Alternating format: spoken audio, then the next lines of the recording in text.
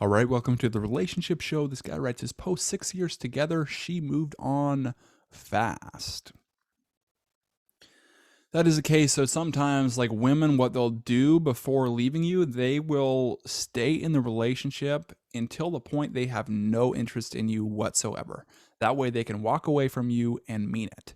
Um, what they'll also do sometimes is, and it's probably your case, I haven't read your post yet, but it's probably your case, that she was lining up somebody else before dumping you. And so she wanted to basically, she probably got other guys' attention. Maybe they flirted once in a while. And then basically she gets these leads, for a better term, of other guys that might be interested in her. And then once she has those interests, it's like then she leaves you and then she just transfers over to the other guy because she doesn't want to be in that single zone. And a lot of women do that. They'll line up the next guy before dumping you. So that's probably what happened here. Let's see if that is the case. Where do I start? Okay, well, me and my ex are both women. Okay, we've been through hell and back in life.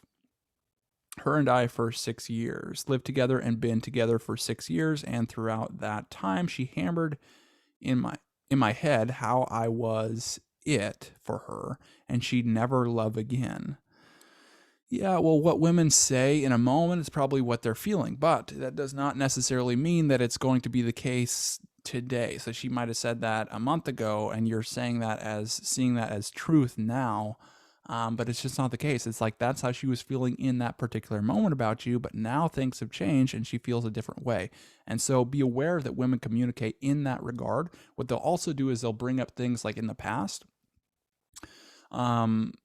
So if some like problem occurs, it's like they'll bring up something in the past and then you're like, well, what the heck? Why are you bringing that up? It's like we solved that years ago, or we solved that months ago. Why are you bringing that up now? It's like we have our own problems right now. Like, why are you bringing that up? And so I see like a lot of people in like their masculine energy, or just, this case it's like two women, but it's like, a lot of women don't understand these things either. It's like they don't understand that that's actually how they communicate. They just do it naturally, but it can't like conceptualize, not that's not the right word, but maybe like vocalize or put it into like words, why they do the things that they do. But back to that, it's like they'll bring up things in the past, to communicate what they're feeling in a particular moment. So it's like, you made me feel like this, in that time that I'm bringing up. So I'm feeling in that same way or in a similar way. And so women often, are very present moment based, if that makes sense. So it's like they're based on how they're feeling in a present moment. So just understand that when you're communicating with women, it's very important. She says, I'm a songwriter, producer, and very driven. We connected so much through music, and she said she looked up to me, that I was motivating, and she was my biggest fan. Yeah, so it's like maybe your partner was doing some like pedestal thing. So maybe you're successful at your music business and she's putting you like, oh, you're so great. Oftentimes that just doesn't make people feel good. Both people who are being put on this pedestal and both the person that is, putting the other person on the pedestal, because it's like a different levels, of really value that you're seeing in yourself and others. So when you do that, it's like, well, if you can't really build up to their level over time, it'll really cause resentment, because it's like, oh, you want this, but it's like, I can't reach up to that. And so it's like you start to resent yourself or resent the other person, if you can't basically step up your standards to get to their level.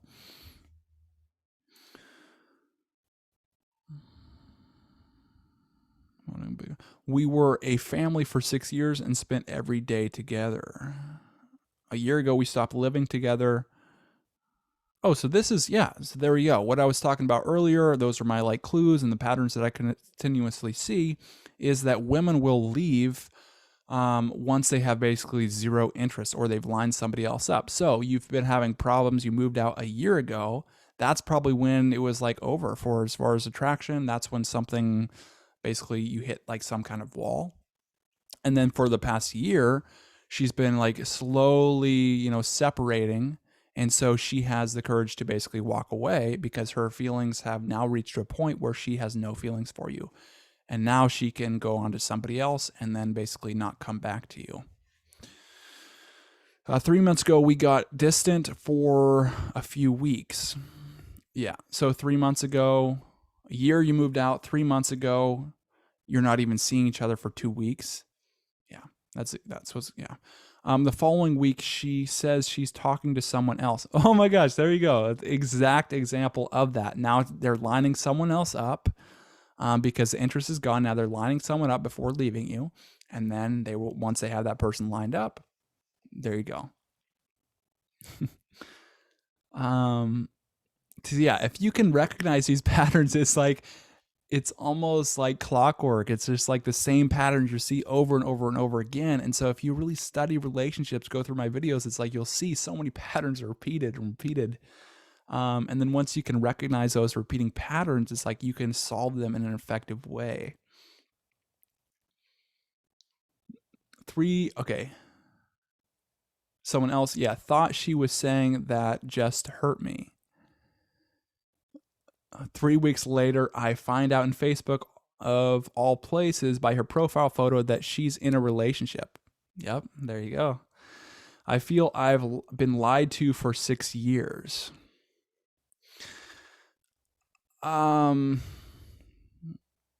I don't know about the whole 6 years. I wouldn't escalate it to that point, but I would say that for the past year, it's probably been a steady decline. And now you've reached the point where there's basically no attraction between you two anymore, and she's moved on.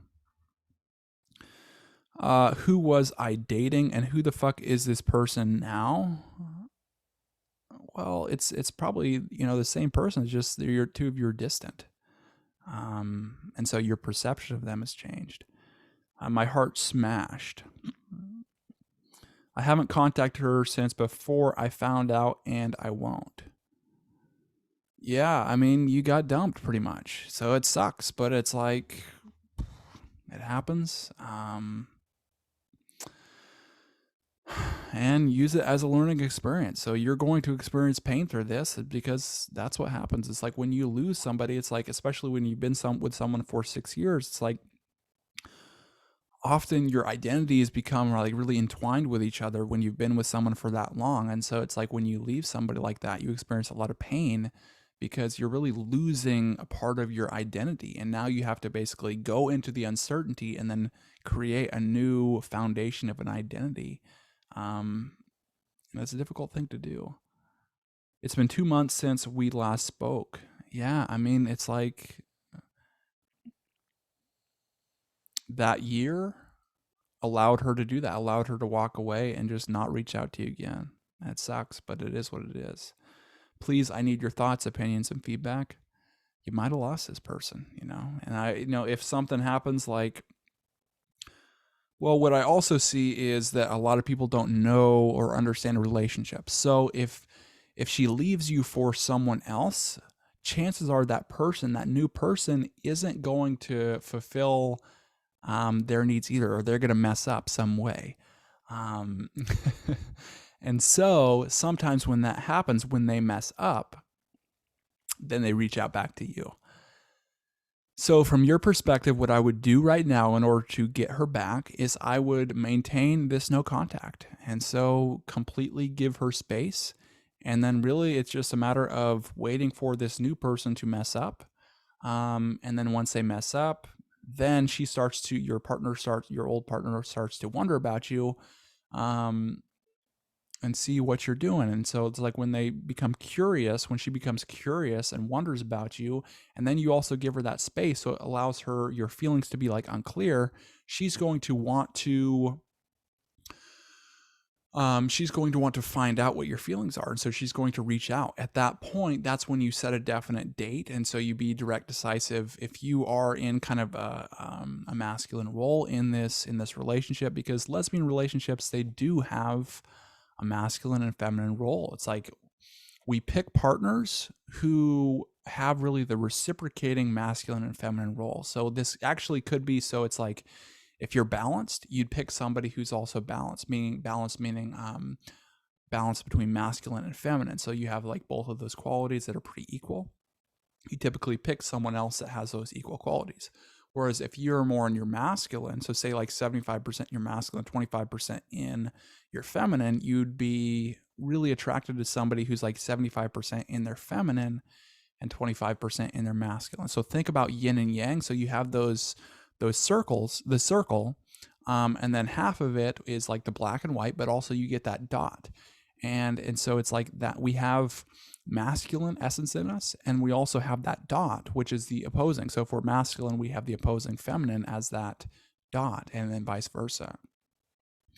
So just be aware of those concepts, and then just keep maintaining that space, and then wait for her to reach back to you. And when she does, that's when you get together, you set a date. And also maybe reflect in this time away from her, reflect on what really wasn't going on. Look back a year ago and really what were the things that led up to that moment where the two of you moved out of each other's homes or living together. And so what was it? Where did she not feel her needs were being fulfilled? Was it not she wasn't being appreciated? Were you not appreciating her for the effort she did to get your attention? Or was she not feeling understood? So was she, were you not listening to her? Were you not really feeling what she was feeling in a conversation or in a moment? Were you trying to solve her problems? Were you not making her feel safe? So it's like you displayed a few of these things were almost little hints at like anger. And so were you being angry towards her? Because when you're angry towards her, it can often make her feel safe, not necessarily in a physical sense, but really in a feeling sense that she doesn't really feel in that really safe regard about you. And so really focus on those things. Those are three of the really main things that you can focus on to really make her feel fulfilled and really maintain a lasting long-term relationship. And again, it's making her feel seen, making her feel understood, and making her feel safe. And so that's what I would do. Reflect on those things. Try to find back in your memories like what went wrong, and then figure out how you can basically change that. So when she does come back and you set a date and you get together again, you can make her feel in ways that really make her feel fulfilled in the relationship.